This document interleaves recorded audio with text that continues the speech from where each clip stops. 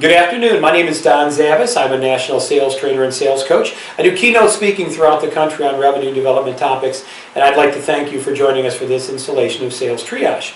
Today I'd like to talk about setting very clear expectations, and I think if there was one particular item, especially very early in the relationship, it's identifying these clear expectations. And I'm going to give you a little bit of a story, so indulge me. I'm going to go to a long way to make a point. I actually grew up in the 1960s. I was born in 1961. And it was interesting that the dental world, oral hygiene in the 1960s, very different than it is now in 2016.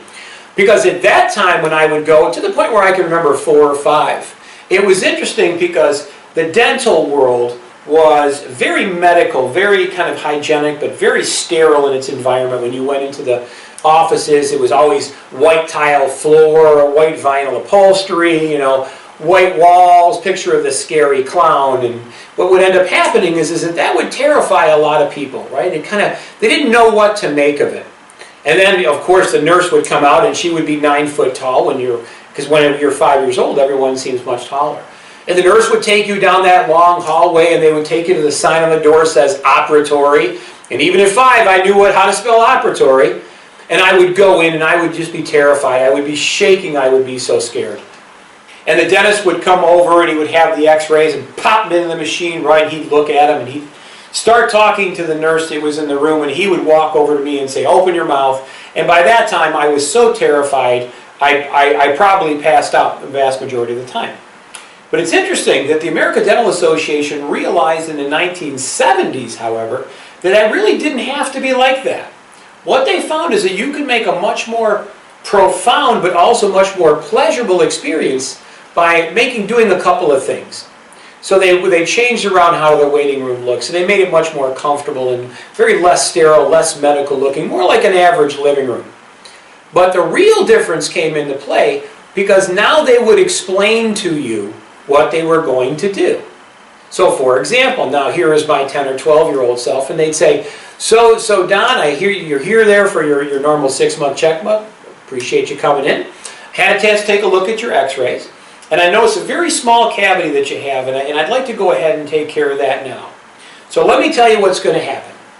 I'm going to give you a couple of very small shots. The first one you might feel, it'll feel like a pinprick. But then we're going to wait about maybe 5 or 10 minutes, and we're going to come back and give a couple more shots of Novocaine around the tooth. But these other ones you're not even going to feel. Then we're going to go ahead and we're going to slightly drill out the cavity that you have, right? Make sure that the hole's nice and clean. We're going to pack it with some filling material, make sure that it's nice and level. Give it about maybe 5-10 minutes to dry, and you're going to be on your way. You won't feel any pain, nothing. You can go on to your normal day. Now what ended up happening is that in their explanation of what's going to happen, when I had that little pinprick of a shot, or they came towards me with the shot, I wasn't scared at all because they had already said, "Here's your little pinprick of a shot." And when they came for the second series of shots, wasn't scared at all, right? Why? Because he had said, "You won't even feel those," and of course I didn't. And when they went and drilled out the tooth a little bit, I didn't feel any pain, felt a little bit of pressure, right? A little vibration. But he had also said that I was going to feel that as well. So again, wasn't nervous. They would pack the tooth with the filling.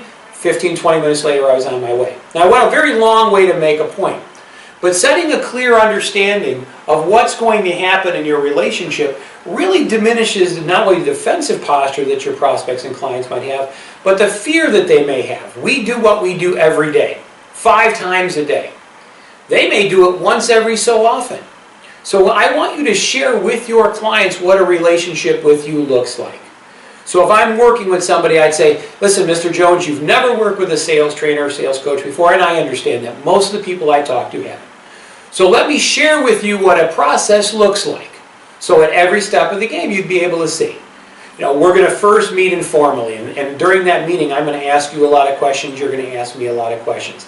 And then we're going to go back and do this, and then we'll meet again. And then when we get together for the training, this is what it's going to look like. But you're kind of rehearsing with that prospect or client every step of the way. So there's never a situation where they're like, "Oh my God, when am I going to get the quote, or am I going to get charged for this, or when am I going to find out?" No, we've already covered that. We've set that very clear expectation. Now, not only what happens before the sale, but I strongly encourage you to talk about what's going to happen after the sale. So for example, I may say, Mr. Jones, I get the sense we're probably going to move forward together, and that's great. I'd love you to have you as one of my clients. Let me share with you something also, because after you've been my client for a while, there's a very good chance that there's going to be other people in your world that would benefit from what I do as well. So would you feel comfortable after you've gotten the value of our relationship back many times over, would you feel comfortable introducing me to people in your world that might benefit from me knowing also?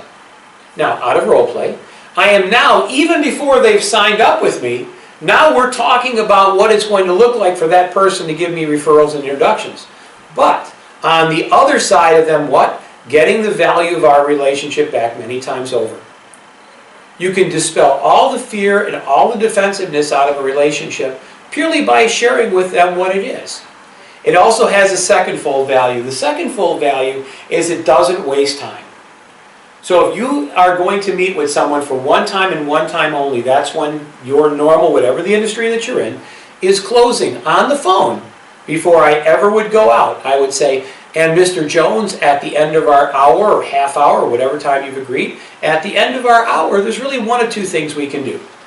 We can either A, decide to do business together, and I'll make sure I bring all the paperwork and I'll accept a check for $250, we'll get started. That's what yes looks like.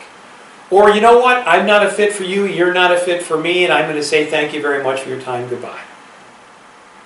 So setting that clear expectation, that removing that mutual mystification, moving that idea away from think about it, sleep on it, again, if it's appropriate, there are some scenarios which have much longer sales cycles. But I want you to share up front what that sales cycle looks like. If your sales cycle normally has 6 appointments, talk about all 6 appointments. What's going to happen, who needs to be involved, where they're going to be, what we're going to talk about. Let them know that on appointment number 3, you've got to have the president of their company as well as their controller in that particular appointment. If we get there, we may never get there. We might end at 1 or might end at 2. But if we get to 3, it's our company policy that we really want those people there because this is the point where they can really have influence over what we do and how we do it. Set clear expectations, no mutual mystifications. You want to make sure if your sale is going to close, it's going to close on the other side of making sure they understand what happens. And if I'm not going to make a sale, when do I want to find out? Of course, the answer is right away.